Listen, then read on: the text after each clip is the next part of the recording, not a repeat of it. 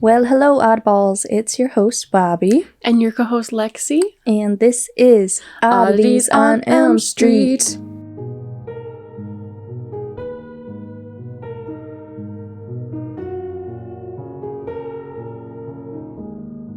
Welcome back, and thank you for joining us for episode 51. 51. Yes. Firstly, I want to say we're kind of in that season now where we, have to worry about one of us getting sick. Or not just you, but your baby. Yeah. Because we all know that this is when shit starts going around. Mm-hmm. And secondly, snowstorms. Although... there's no snow currently. Hopefully it's just brewing up somewhere. Yeah, I don't know. It's just going to hammer down one of these days. It's gotta. I just want to clarify that so that if in the upcoming months you notice more solo episodes, you're probably correct in assuming it's either one of those reasons. And also, you're planning a wedding. So, you're a busy gal and you work. We don't really make money doing this, so you still have to have a job. I do. Yeah, and I'm getting into my busy season, too. Yeah. And we record everything at my house, so you have to travel here. So, obviously, if the roads are bad, we don't want to be doing that. If I'm sick, or you're sick, or baby's sick, yeah. Or not sleeping. Yeah, it happens. Life happens, so I just want to let everyone know, because everybody was very worried about you. What was it? A month or two ago? Meep. When it was one episode me, one episode both of us. And it was all over the place because people are so used to just us all the time. Together. But, yeah. So yeah, that's... No, shit, just life has been a little nutso. Mm-hmm. Between me getting engaged and planning a wedding and breaking my foot and getting a fucking staph infection and my grandpa dying. It just never ends for you. I would like a break, please. I feel though, even though it's only been a couple weeks since I've seen you, it always feels like it's actually been months. I don't even remember, was my house decorated for Christmas last time you were here? Because I literally feel like last time you were here, I still had some Halloween decorations. I think maybe just a little bit. Well, you have some in your corner still. So those won't go away anytime soon. Which, by the way, speaking of decorations, we were working with Smart Labels. You weren't here for that episode, but I did a little ditty for them. Ooh, ditty do. They made putting my Halloween decorations away so simple and easy that I will never return to my old way of life. I'll never be the same ever again. Tell me. Well, they have these little labels that you can buy on Amazon. Uh-huh. You can just stick one on your bin or tote or whatever you call it, and you can scan it. They have an app. You can scan. There's a QR code on the label, so you can scan it and you can list every single item that's inside the bin. What the fuck? Yes, so then when you store those items away and then go back next year, you can just scan the QR code and you know exactly what's in there. Is that not the most genius invention? I'm surprised it took us this long to come up with something like that. So, I just want to say, I'm really glad that I found out about them because I feel like... Oh my god. My life is... I feel very put together. I need that. Yeah. I absolutely need that. It's just so easy. So. Wow. Yeah. Anyways, so for our episode today, we're going to do an Unsolved History. Sister. Sisters. Sister. Do you ever watch that show? Oh, yes, I did. Tia and Tamara. Mm-hmm. All right. Anyways, Unsolved Mystery today. I'm very excited about it because I feel like it's been quite a while. Yes. I don't know how long it's been, but it feels like it's been a while. I feel like it's been a while since I really pushed for something. Yeah. Oh, yeah. This was a you topic. You picked this one, and it's a good one. This one it reminds me of the Panama episode. It's just It is bizarre and just doesn't make sense. Right. It doesn't. And there's so many different theories that make sense that it's impossible to come to a solid conclusion. That makes sense, but then also don't. Right. Like, right. Yeah. So, buckle up. Yeah. Before we jump into that, though, I do have a couple of patrons to shout out. Hello. So, a huge thank you to Brittany for joining the spooky crew. Oh, Brittany, welcome. And also to Marilyn for joining the spookiest crew. Oh my god. Marilyn's actually a fellow Michigander. So that's always fun when a local finds us. Michigan. Yes, so thank you so much, Brittany and Marilyn, for joining our Patreon. We appreciate your support. And if you would like to become a member of our Patreon, you could do so at patreon.com/oddities on Elm Street. Patreon.com/oddities on Elm Street. And actually, today I was going to ask how you felt about filming a mini. Yeah, fuck for yeah. our Patreon. I was planning on it, Cool. actually. Yeah, so we'll have some content going up there this week, so check us out. Check it out. All right. I need to take a breath. All right. Let's get into it. Beep. All right, so we're going to talk about the very strange disappearance of Bryce Laspisa. Bryce was a Taurus, born on April 30th, 1994. He was the only child of parents Karen and Michael Laspisa. He grew up in Springfield, Illinois. He was super artistic, very talented, very outgoing, had a big group of friends. In 2012, he graduated from Naperville Central High School, which, I don't know if you've been to Naperville, but very nice suburb. It's a very nice suburb about an hour west of Chicago. Oh. So his parents were able to retire, and in doing so, they decided to move their family down to Laguna Niguel, I think is how you say it, which is in Orange County, California. Oh, dang. Very nice area as well. Hokey smokes. So Bryce went with them, and then soon after arriving in California, he moved north to the city of Rockland, which is where he attended college for his freshman year at a community college named Sierra College. And he was studying graphic and industrial design. And just for reference, because it will matter later, I guess, Rockland was approximately 7 hours north of Laguna Niguel, where his parents had just moved to. His first term in college went great. He formed a close friendship with his roommate Sean, and then met and began dating a fellow student named Kim Sly.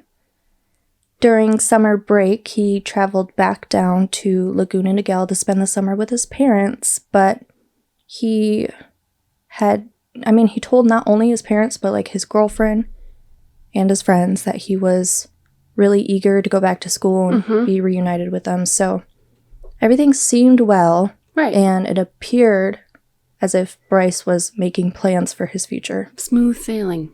Right. But then, suddenly, things totally shifted. So it's now the end of the summer in 2013. Bryce has traveled back up to Sierra College to resume his classes.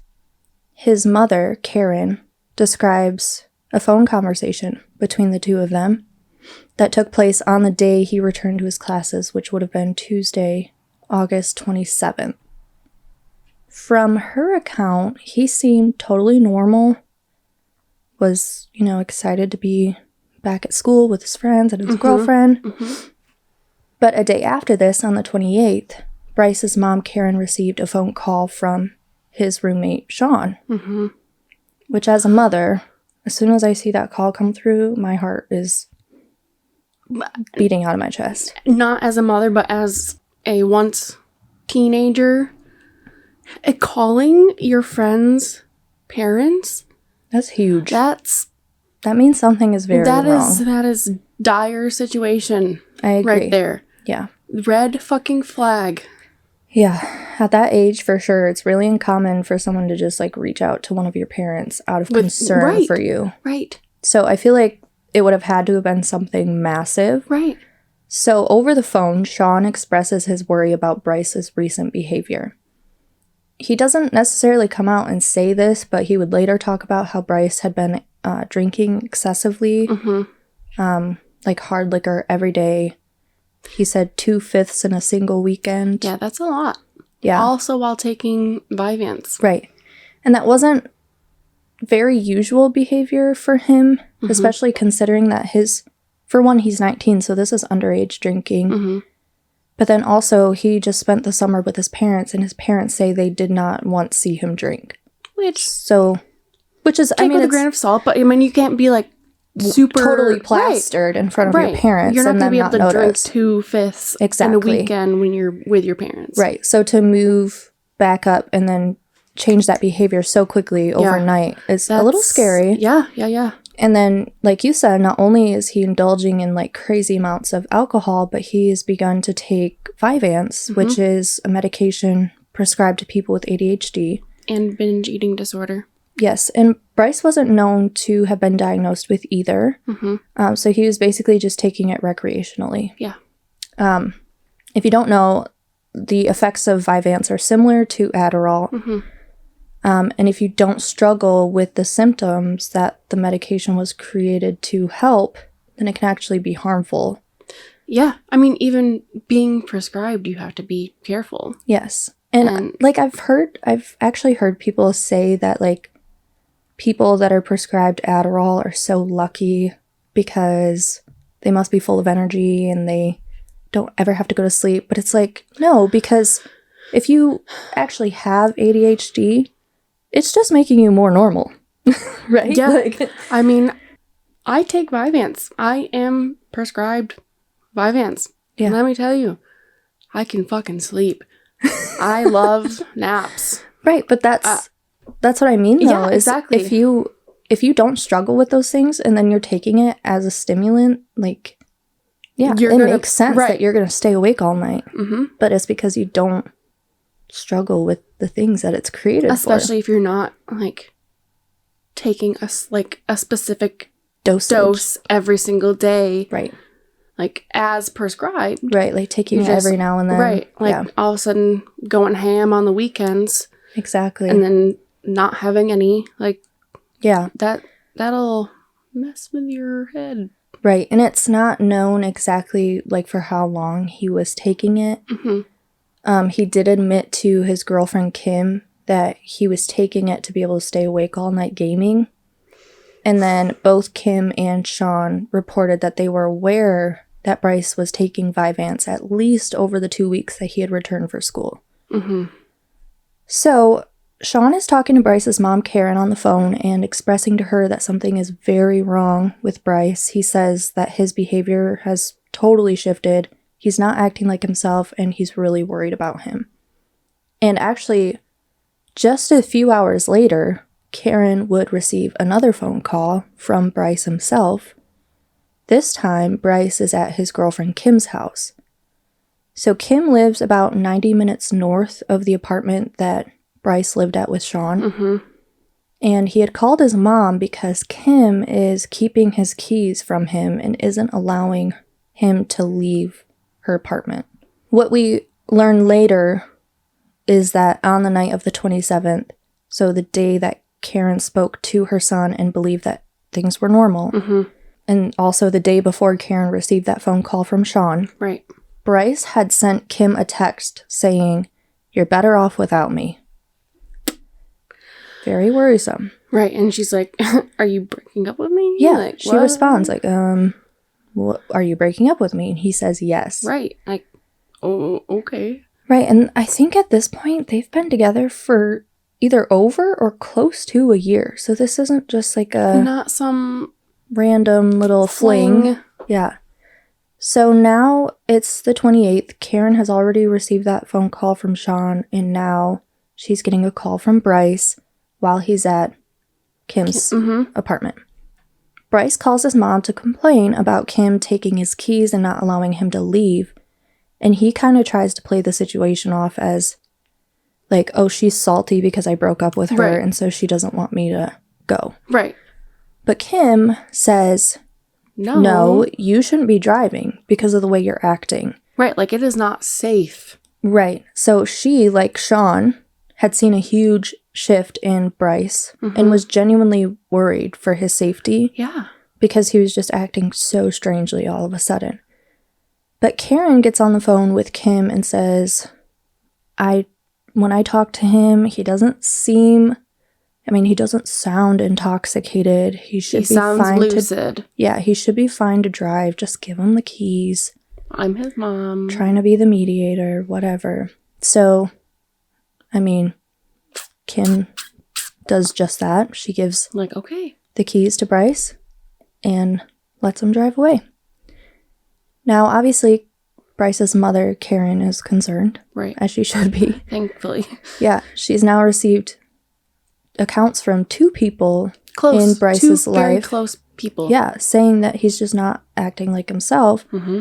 So after Karen's done talking to Kim, she asks to talk to Bryce again and pretty much says, you know what, something's going on. I'm going to get a flight out there first thing tomorrow morning because I'm starting to worry about you. But Bryce convinces her, no, Mom, don't make any plans until I get the chance to talk to you because I have a lot to talk to you about. So the call between Bryce and his mother, Karen, ends, and Bryce now leaves Kim's apartment around 11:30 p.m. And his mom doesn't make any plans to come out and see him, but instead just insists that they'll talk tomorrow to figure out what's going on. An hour and a half later at 1 a.m., Karen receives another call from Bryce. With this one, there's nothing worrisome going on. Karen is assuming, though, that Bryce is calling her from his apartment. But what she doesn't know is that when they ping that call later, it shows that he's an hour south of his apartment and had actually never went home.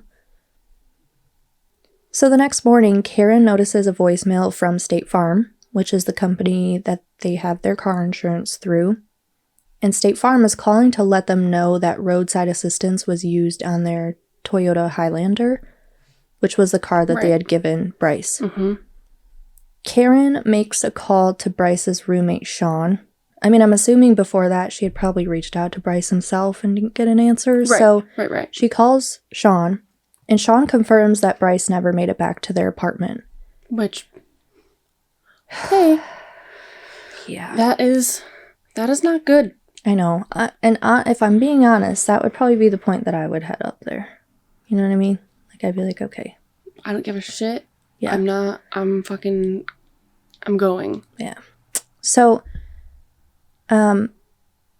Bryce's parents had access to his bank information. I don't know if they had just allowed him to use a credit card that they already had on their account, or if he was just an authorized user type of situation.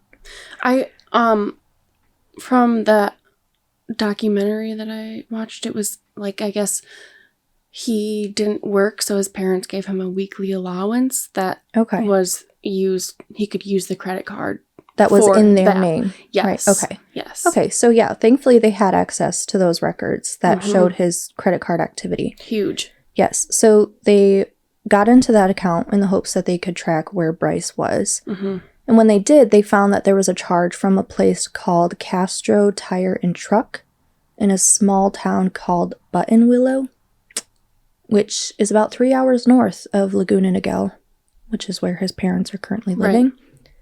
Right. It's one of those places where there's absolutely nothing there. It's just one of those little towns that you just kind of drive through. Yeah, from what I gathered, and it's just a truck stop, basically. Yeah. That's what it's known for. You stop there, fill up your tank type of thing, and get back on the highway. So they see this transaction and where this little town is located. And his parents are thinking, okay, good. He's on his way back home to us. Because he's only 3 hours north of them at this point. It's pretty far south from where he attends school and lives with his roommate. Why are you there? Right. So they're just assuming that he's making his way back down to them. Right. But they're still not able to get a hold of him. And at this point, it's around noon.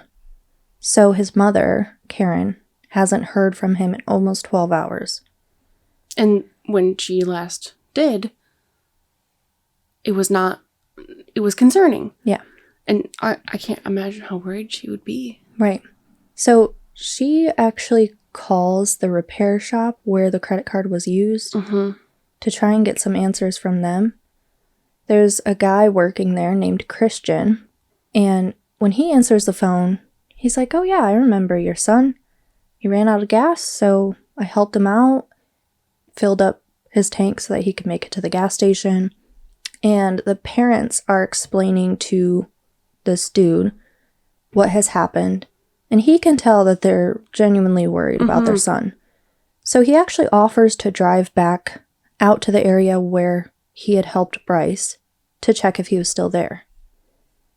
A couple minutes later, Karen and Michael get a call back from Christian saying, "Hey, I found your son. He's still here. He's sitting in the exact same spot that he was when I helped him at 9 o'clock this morning." And it's now 12. Yes. It's noon. Right. And then Christian hands Bryce the phone. Karen gets on the phone and asks him, "What are you doing?" Like, what's going on? That would be my first question too. Yeah. What are you doing? And his response literally was, "Nothing." I mean, he was not lying. Yeah, I guess he was really doing nothing. nothing. Just extremely strange. But Karen doesn't really push him on it. She doesn't ask any questions like, "Where have you been all night? Right. Why? How'd you run out of gas? Like, why have you been sitting in the same spot for hours? Why haven't you answered any of my calls?" Yeah, like all the questions that I personally would be asking. But not only that, but like I'd be dying to know what he needed to talk to me about. Like, yes, I didn't even think about that. But yes, yeah. So you tell me right now. instead, she just says, "You know what? You need to come home.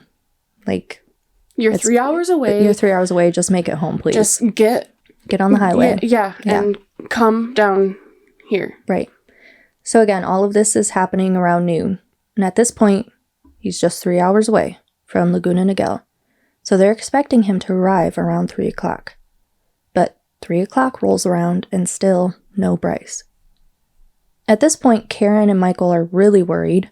They're blowing up his phone and they're not getting any response, and it's now 6 p.m. So 6 hours since the last time they spoke to him, and 3 hours past the time that he should have already been home. So they now decide to file a missing persons report. And once they file this report, police are actually able to get a hold of his phone company, AT&T, and they're able to help by doing an emergency ping to see the location of his phone. Thank goodness for that. Right. I wish it was like that in every case. I know, which is just, it's like, why? Right, because thankfully, like, I mean, this time is crucial, and if they had to, like, wait to, like, subpoena those records. It can take so long. Yeah, and it's like, you don't have very long. No. When you're a missing person. So, they ping his phone, and guess where they find it? Buttonwillow.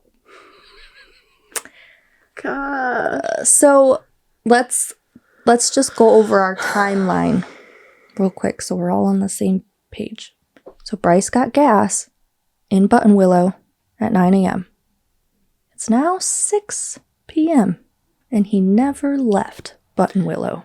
Okay, and I feel like even just to get the bigger picture too, like what this started, what was it, noon the previous day? When did he get the call from Kim? When did Kim talk to Karen? 11:30 at night. Okay. So, midnight. Yeah. Then, that's when he left her apartment. Which is 90 minutes from 90 his minutes apartment. From his apartment. Yep. He never comes home. Nope. He never contacts his parents. Yeah. And then 9 hours later, he's only in Buttonwillow, which is not a 9-hour drive. No. And it's been 9 hours at this point. Right. That he's gotten gas. He's just sitting there. Sitting in his car doing nothing. Right. It's like so strange. Police actually go out to this area where his phone is pinging. They find Bryce And he's parked on the side of the road, only 8 miles away from where he was parked when Christian found him at noon.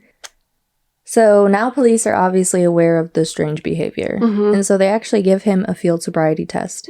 But which he passes. He passed with flying colors. They searched his car, found nothing. Yes, they weren't at all worried about his behavior. Right. Which is it's just so strange. That's what makes it even stranger, is that he's acting strange. Like, Christian didn't say that he was acting weird by any means. Right, but police. But just hours before, Kim is saying, I don't want you to leave because you're acting so strange. Something's up, you're not safe to drive. And then a little before that, Sean says the same thing. So weird. So, Bryce allows them to search his car. They don't find anything, no drugs, alcohol, nothing. Nothing at all. So they ask him, like, what he's doing. What are you doing? And he tells police that he's just blowing off some steam. Which, I don't know about you, but if I'm blowing off steam, I'm not just doing sitting. Nothing. Yeah. I am, like rage dancing or...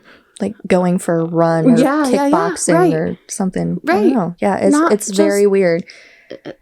And it's not like he's just sitting there on his phone, because he's not answering any phone calls or anything. Well, right. It's just all very strange. So police tell Bryce's parents that he seems totally capable of driving, like all's well. He talks to his mom, Karen, on the phone, and she's telling him he needs to come home because she's worried about him. And that's what the plan was. Now, later that evening, Karen receives a call from the angel of a man named Christian. Right. Christian's pretty much just returning a call that he had missed from them earlier when they were trying to get a hold of Bryce and couldn't. So Christian's calling them back, and the parents, Karen and Michael, are filling him in on the situation. And again, angel of a man. He offers to go and find Bryce for them again. So Christian sets out to find Bryce, and 15 minutes later, Michael and Karen get another call from Christian. He says that he's at the location where police found him hours ago, and that Bryce is still sitting there on the side of the road in his car. So Christian then kind of offers to, like, escort him onto the highway so that his parents know that he's finally out of Button Willow. Fucking Button Willow, and on the road headed toward them. Right. And so that's exactly what he does. Which he was with them for like a half hour. Yeah. 30 minutes later, Bryce is on the freeway headed towards his parents in Laguna Niguel, and Christian hops off the freeway after like 10 miles. He's like, my job is done. Right. At this point, he's done he's done more than the average person would. So we need more. Yes, we need more men like Christian. People in general. Yes. Now, this time, as he's driving down to his parents, they're making sure to continuously call him to check in. Right. So they've exchanged a few calls, but when his parents would ask him where he was, like to give them a milestone or just like, anything. What do you see? Like, what signs do you see? Yes. He would just continue to respond by saying, my GPS says I'll be home at 3:25. I don't see any signs. Yeah, like he would make an excuse, like it's too dark out. I can't see anything. My GPS says 3:25. I'll be there. I'd be so worried, man. I can't. Right at that point, it's like, I'm coming. I'm coming. You pull over. You can just keep on doing what you're doing, sitting there. I'm coming. Yeah, I'm coming to Button Willow, man. That's exactly how I would be, and you'd be getting in the car with me to come home. Yes. So at 2:09 a.m., he's on the phone with his mom and tells her that he's too tired to continue driving. At this point, he had been awake for at least 24 hours. Yeah, that's a long time. Yes. And so his parents agree with him that it's probably best that he just pulls off and gets a couple of hours of sleep so that he can make it home safe. So the communication ends there with Bryce supposedly napping in his car and his parents going to bed.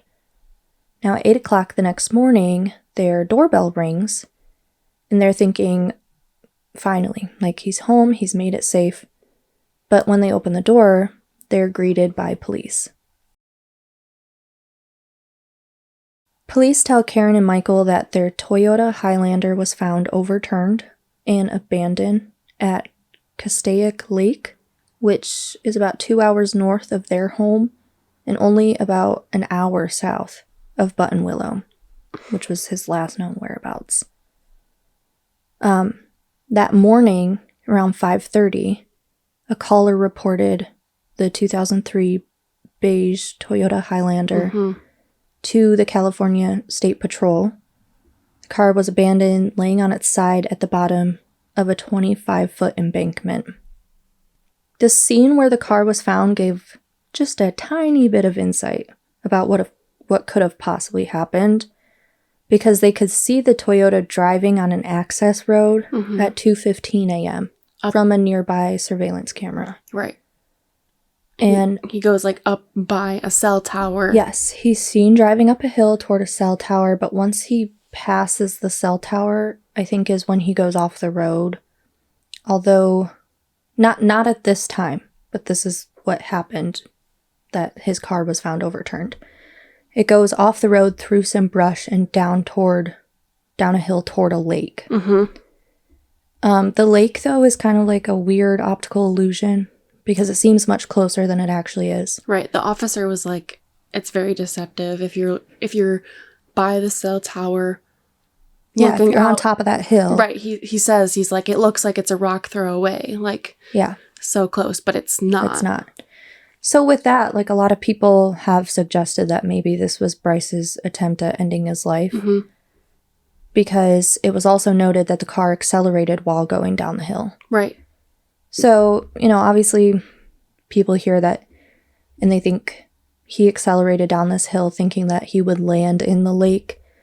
There's also a gate at the end of the access road, though, so I think another plausible explanation is that he could have been trying to go around the gate and veered off the road and had maybe, like, overcorrected and kind of like, we call it a whiskey throttle. I don't know if you've ever heard of that term, but, like, that accelerate, like, motion, kind of just like, I don't know how to explain it. But it's like if you have your foot on the gas pedal and you hit like in his case, you hit an embankment, your foot is going to press down harder on the pedal, right? That's what we call whiskey throttle. Okay. So, and maybe he had done that to try and get back onto the road and had kind of like overcorrected himself, and then the car flipped. He's obviously being irrational. Right. So it's, I don't know. I think that some of the information we have definitely points to the car being overturned as just an accident instead of automatically, like, assuming it was a suicide. But I can also see both sides, So other things that officers found at the scene were all of Bryce's belongings, like his laptop, his phone, his wallet. All of that stuff was left behind inside of the car, along with the keys being left in the ignition. There was also a duffel bag left behind, but that was found on the outside of the car, which is very strange when you think about it, considering that this all started with him just going to his ex-girlfriend's house. Like, he wasn't supposed to be going anywhere. Not that anybody knew, So it wasn't like he had planned. It was a planned event that he was going to go and visit his parents. Like, his parents just assumed that he was on the way because he was already halfway there. And why is it outside of the vehicle? I don't know. That's... And he kicks his way out the back. They can tell that it was... like, kicked out from the inside. Right. Correct. And there was only a little bit of blood. Yeah. And I mean, a lot of people think that it seems like he took something out of his duffel bag before abandoning the car. We don't know if that's true or... But, like, what would it even be? I don't know, because he left everything his else phone, behind. His wallet. No clue. I don't know. It's just so weird. So, yeah, police also noted that the back windshield of the car had been kicked out from the inside. There were some small droplets of Bryce's blood in the car, but nothing that would suggest that he was gravely injured Right. at all. Right. What makes all of this even stranger, though, is that the surveillance camera that captured his car going up the hill at 2:15 a.m. also caught his car going up the hill again in the same direction at 4:29 a.m. I don't even know, like, this confuses me so much, because how did he evade the camera on the way back down? You know what I'm saying? Right. Like, was he... Or did the camera just glitch and, like, didn't catch him? Which is weird. I don't know. But, like, was he, like, off-roading, and that's why... Off-roading in the middle of the night? I have no idea. I have no idea. And at this point, it's like anything's possible, because he's been acting very... His behavior is very bizarre. Mm-hmm. But yeah, so at 4:29, that camera catches his car again. And that's just an hour before his car would be discovered. The search for Bryce was immediate. They had helicopters, divers, dogs, everything. Bryce's ex-girlfriend Kim was able to bring some clothes that Bryce had worn and left at her apartment in order to give the dogs a scent to follow. And they did. The first search using the dogs followed a pathway from the Toyota down the embankment toward the lake, but the trail didn't seem to go into the lake. It instead, like, followed the shoreline, which is, again, so strange. And they did a second search with more dogs, and this time it did the same thing. It went, his scent was from the Toyota down the embankment, along the shore, but this time it went across, like, a bridge to a nearby truck stop where his trail suddenly went cold. And this is why I say that just because of the circumstances of the accident, you can't automatically assume that it was a suicide. Because for one, he obviously survived and was able to walk away. And why, if you were trying to kill yourself, why wouldn't you then just walk into the lake? You know what I mean? Like, why would you go to a truck stop? Well, and I mean, people who commit suicide are found. Yes, that's... There's only so much you can do to hide your own body. Right. So, yeah, there's no body there, and there's no evidence to suggest that he took his own life. In fact, law enforcement actually believes that Bryce is still out there somewhere. Which is wild. I don't know that I even believe that he would, like... I don't know what to believe. But that's what they say the evidence points to. It doesn't point to a suicide, because there's no body found. And it doesn't point to any foul play. I don't know. They believe that he just walked to this truck stop, hitched a ride with someone, and is somewhere else as someone else. I feel like he would have to be part of, like, a homeless community at like, that live point. off the grid, or... Yeah. And it's just, like... Or, I mean, they are in California. Do you think maybe it's possible that he could have crossed the border into Mexico and just, like, started over somewhere else? I guess, but, I mean, it still in 2013, like... It is so surveillance hard cameras everywhere to get off the grid. You're right, with the 2013 thing, it is hard to just disappear without at least having some reported sightings. Like the Amy Lynn Bradley case. Right. Like, and even just, like, electronically. Like, his social security number has not been... Passport. Right. Yeah. Like, his phone, his bank accounts. Everything is, like, in the database, so that if it were ever used... They would know. They can see it. Yeah. But there's been nothing. And there's been nobody that's been able to come forward and say, oh my God, I saw Bryce. Right. And he's very distinctive looking. Yes. He is. He has bright red hair, red eyebrows, like beautiful green eyes, huge smile. Like, he's very recognizable. Yeah. And so to think that, like, nobody has come forward and said, I think that I saw, like, there's been no confirmed sightings of him at all. It's just very strange. It really is. So, with all of that, his parents, on the other hand, His parents, on the other hand, don't think that he would do something like that. Like, just walk away from his life and not contact them for, 10 years now? It's been a decade now. Yeah. To not... Right. And he's an only child, Like, that has to weigh on them so heavily. I can't imagine. And also, very well maybe a red herring, but I thought it was very odd that very shortly after Bryce went missing and very close to where his car was found, they found a burnt body.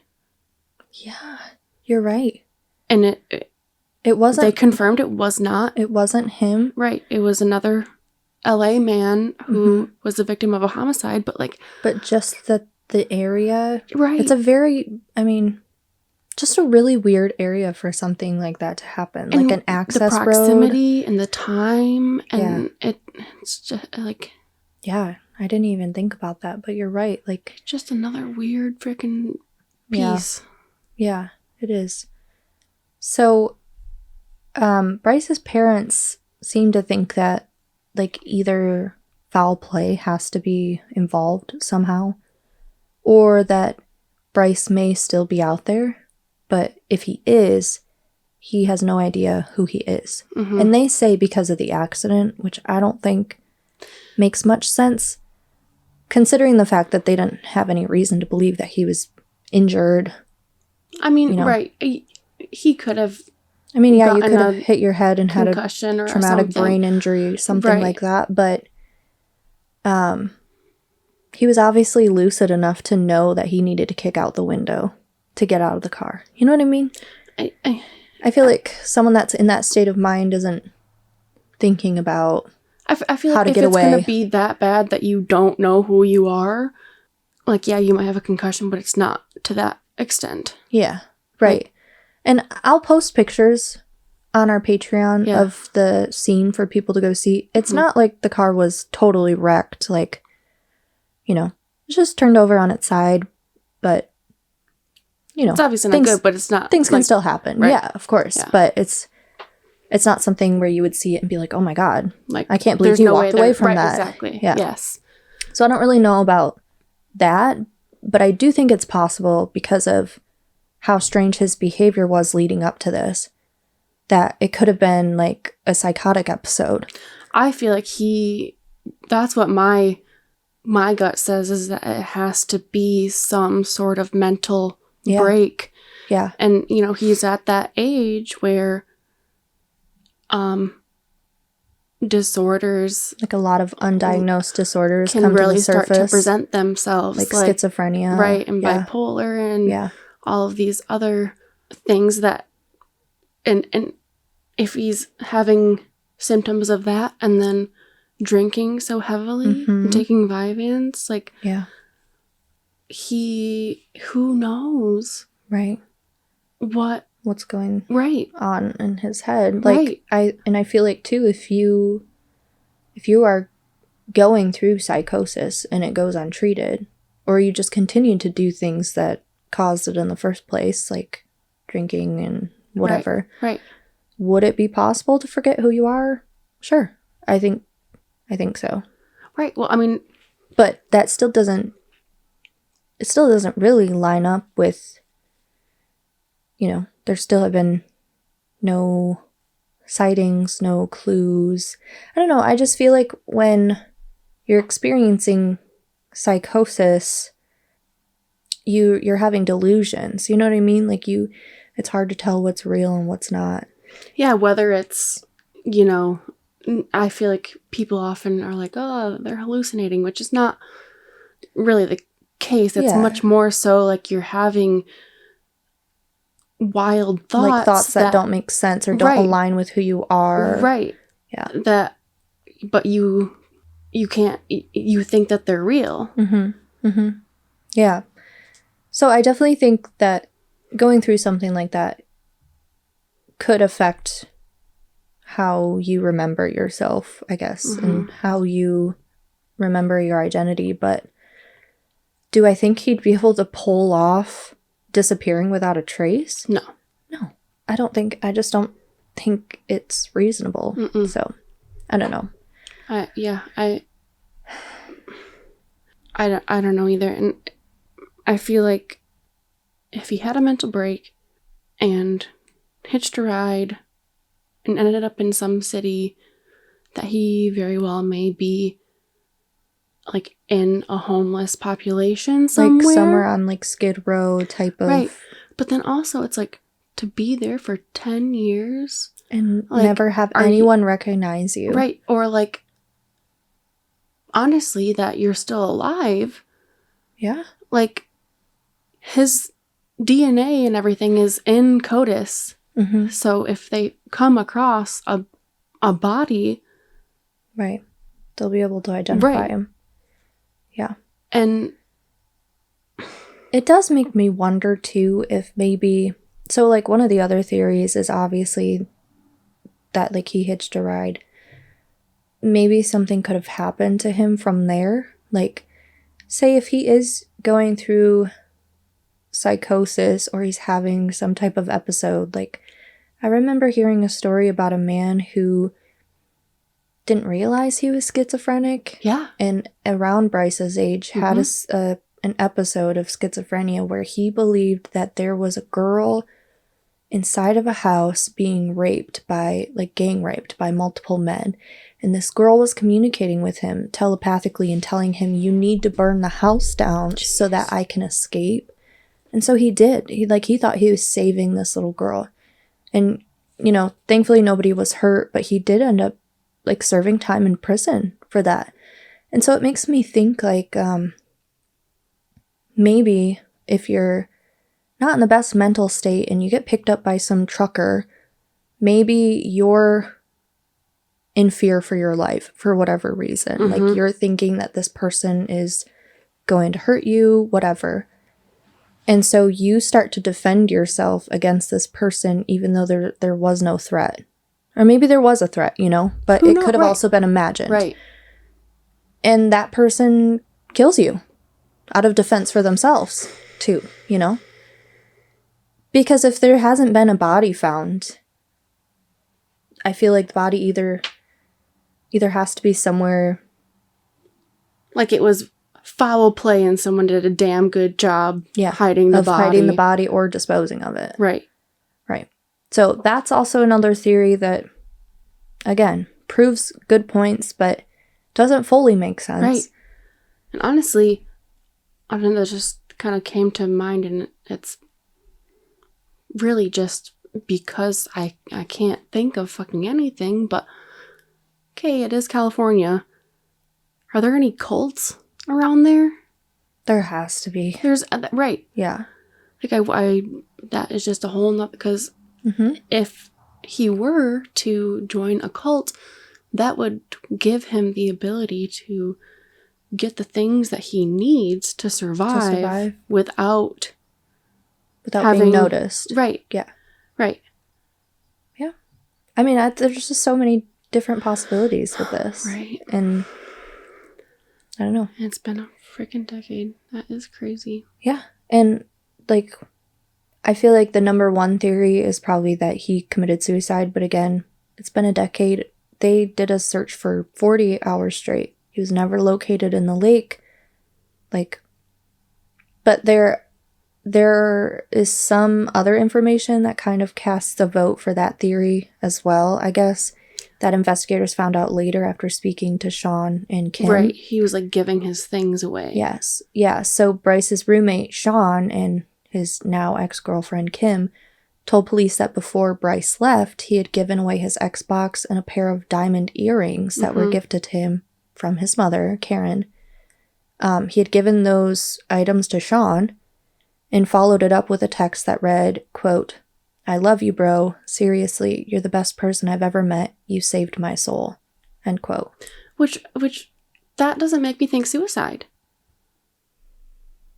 Like, the giving things away, yes, that is definitely a sign. But then saying that, like, that text, yeah, that says, "You saved my soul." Like, I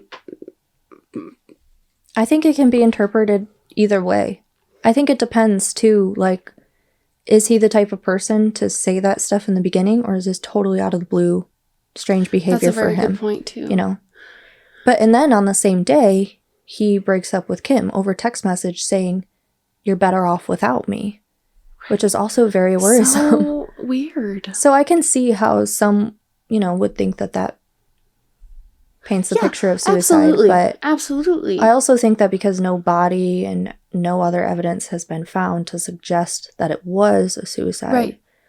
that it's possible that he's still out there somewhere. It's just so hard to think about How? right. Yeah. How? And if he did commit suicide, how has his body not been recovered? I don't know.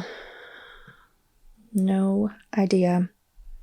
So yeah, that begs the question for our listeners. What do you believe happened to Bryce? I'll leave like a little Q&A on Spotify if that's where people listen, to just kind of let us know. Yeah. Otherwise, I think maybe I'll start like a little discussion board on our Patreon That would be for, like, it won't just be for members, but for all of our listeners to go and kind of like let us know. Talk about it. Yeah. What they think. So That's a good idea. Yeah, that's our episode for today. Maddening. It is. It really is. Yeah.